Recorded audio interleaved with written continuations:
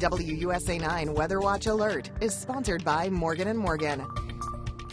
Good evening. I'm WUSA 9 Meteorologist Topper Shutt. Thanks for joining us on YouTube and on our website. So let's talk about the threat of severe weather tonight, why we issue weather watch alerts. I have the red tie on. You got the banner on. That means, hey, take a minute and watch and kind of pay extra attention to us. So we have a weather watch alert when it satisfies one of these three criteria.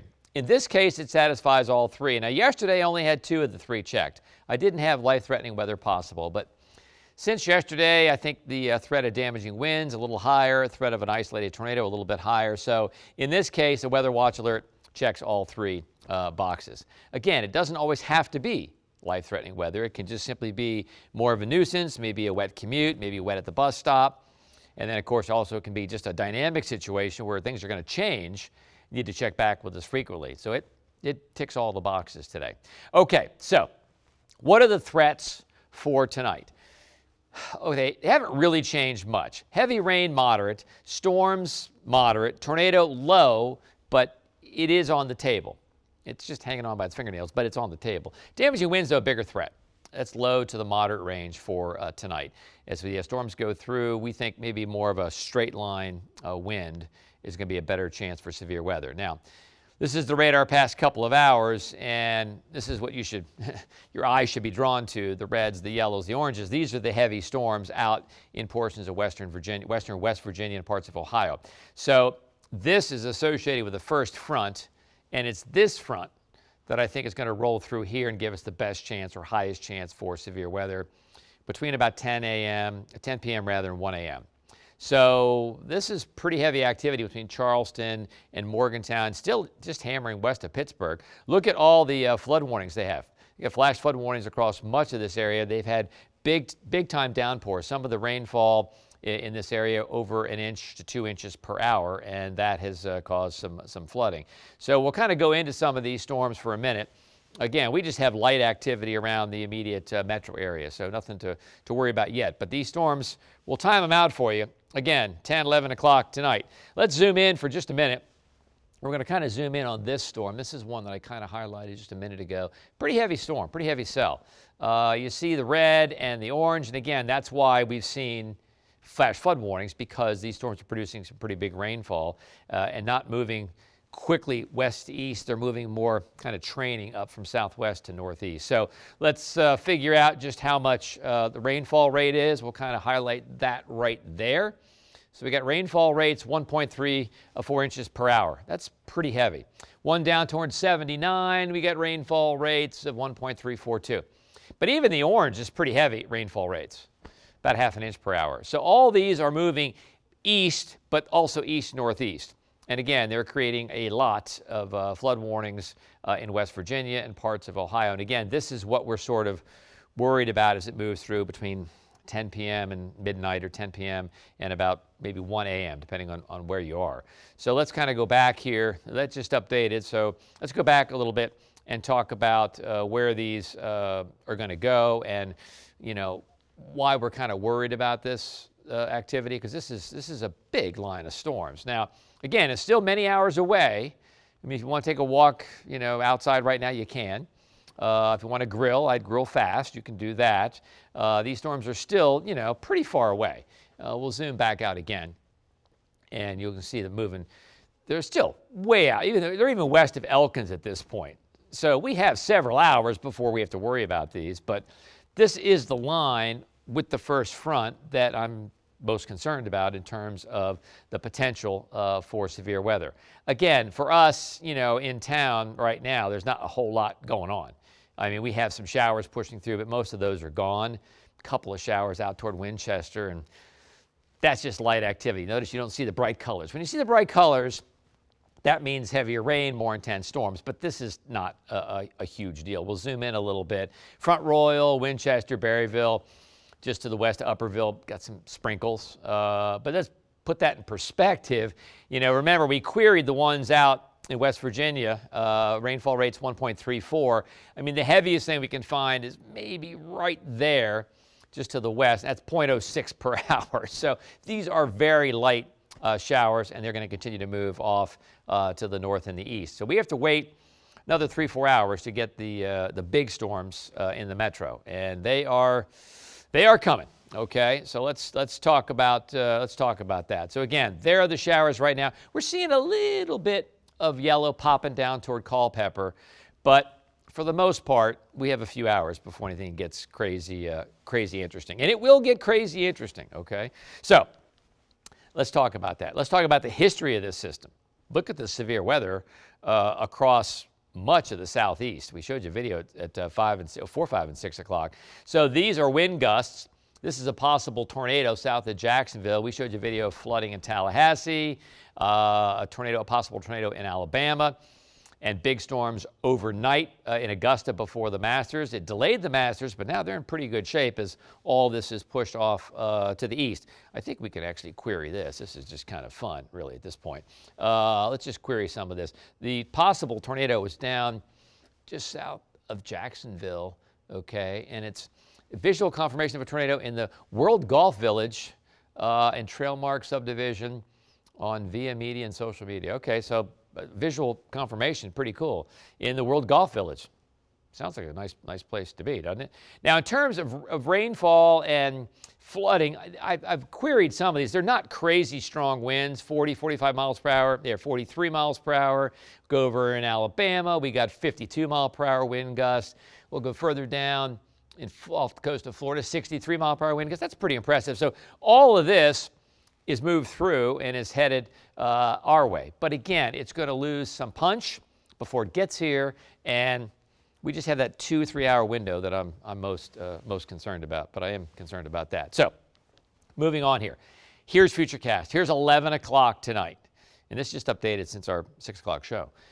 It does have almost a solid line of showers and big thunderstorms from Winchester down toward Culpeper and Fredericksburg. You see the deeper red there? That's a pretty big storm. And even popping, and it didn't do this earlier, popping a few heavier, moderate cells east of the main line. We'll stop this at midnight. Boom. I mean, that's right over the metro. I mean, in a pretty big storm from Gaithersburg through D.C. almost to Fairfax. That's going to at least produce rainfall rates of 1.34 inches per hour. And I think with the arrows here, again, some strong winds, 30, 40, maybe 50 miles per hour as it moves through. Again, this is midnight tonight. Temperature still like May, with temperatures in the upper 60s. Look how fast it moves, though. By 1 o'clock, it's just about to move through Baltimore. We're done with severe weather shortly after midnight. But around the Bay in Annapolis, you're not. That's at 1 o'clock, and then boom, by 6 o'clock in the morning, now we're just left with a return of showers. These are run-of-the-mill showers. Frederick, Leesburg, just north of D.C. Temps still in the low 60s, rather, mid-50s along I-81. By 9 o'clock, some more showers. We're not going to issue a weather watch alert on Friday. Everything will dry up pretty quickly, and I think, we can handle a few isolated showers tomorrow morning, temps in the 50s. We're going to see breaks in the clouds, a little bit of sun, with temps going back in the 60s. Now notice the arrows, the winds are west-southwest and pretty strong, anywhere from 15 to 25. Yes, we're looking at showers all day west of the divide. That's at 1 p.m. tomorrow. So lunch, you're safe. Wouldn't want to really eat outside because it's just going to be so darn windy. And then maybe an isolated shower during the afternoon, but right now Friday evening looks mainly dry. That's good news for sports and good news for if you have plans Friday night at 11 o'clock. We're fine. It's trying to crank out a shower up around I-70, but I think for the most part we're dry in the metro. Your biggest thing tomorrow will be wind. So again, if you're trying to cook out tomorrow and the wind is, if your grill faces west or southwest with nothing to obstruct the wind, it's going to be tough to grill out tomorrow. Okay, so moving on to Saturday, 40s return in the morning. Winds now more straight westerly, but still moving. Returning to partly cloudy skies on Saturday afternoon, winds west-northwest, upper 50s. Ironically, Saturday is going to be windier than Friday. Now, this is the Tornado Threat Index, and I showed you this yesterday, and I showed it today on the air. Yesterday, it was just up here, Cumberland, Winchester, Hagerstown. Now it covers the entire metro area, including southern Maryland. Not so sure why it's that far south, but again, it's low, and it's only one element that we look at in terms of trying to determine if we're going to have severe weather. There's a bunch of other factors and elements that we look at, but That said, I mean, it's still worth pointing out that at 12:30, it's over the entire metro, and then it's gone by 2:30, 3 o'clock in the morning. And it's low. If this were enhanced, I'd be much more concerned, but it's low. But that's why we have an isolated tornado on the table as a possible threat. Okay, let's talk winds now behind this system. So 6 a.m. on Friday, tomorrow morning, winds gusting 20, 23 miles per hour. By late morning, early afternoon, around lunchtime, winds gusting 24, 30 mile per hour wind gusts in Gaithersburg. And again, now they're west-southwest. We go through into evening, winds still gusting 25 to 30 across the metro. Now we're going to go to 9 a.m. on Saturday. Stronger winds, gusting 38 in Gaithersburg, 39 in Leesburg. Yeah, this is a computer model. It's a snapshot in time, and each number is miles per hour. Still, it appears Saturday is going to be windier than Sunday, which is kind of cray. Now, by afternoon on Saturday, still winds gusting 30 to 35 miles per hour. Okay, I have some good news for you now. Look at these temperatures. A couple of days in the 60s, and then boom, upper 70s Sunday, upper 70s Monday, near 80 on Tuesday, low 80s as we get into Wednesday and Thursday, back into the low 70s on Friday, back into the 60s next weekend. But this is a nice stretch of weather, and quite frankly, in terms of climatological averages, more like May and early June. So here we go. AM, PM shower on Friday, 69. Windy on Saturday. Pretty nice on Sunday, upper 70s. We'll keep a stray evening shower in, but that's not going to, I would not plan around that. Morning sprinkle Monday, wouldn't plan around that. A few storms late Tuesday. Bulk of the day is fine, near 80. Low 80s on Wednesday. Wednesday's recycle day. Reston Town Center, 9 a.m. to 6:30 p.m. Electronics, old eyeglasses. You can go to our website to find out exactly what we accept. And even if it's showering, just pull in. We'll get wet taking the stuff out of the car. You won't. And then low 80s on Thursday. Possible shower, but that's not so bad either, actually. So let's talk about Friday again. Okay, 60s, there's your wind. Again, a couple of showers early, 6, 7, 8 o'clock. Then I think for the most part, showers are done. And then a mix of sun and clouds after that. And the weekend, yeah, looks pretty good. It really does. Very windy on Saturday, 65. Much better on Sunday, temperatures in the upper 70s. Again, an evening shower is possible, but I, again, would not worry about that. So there you have it. I mean, I think our window of the possible severe weather, 10 p.m. to around midnight, maybe 10 p.m. to 12:30, a little farther up toward Baltimore, around 1 a.m.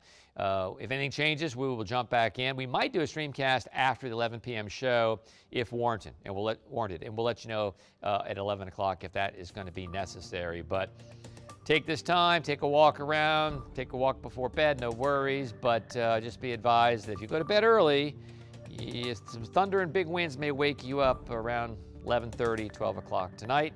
So if nothing else happens, I will see you with new model data tonight at 11 p.m.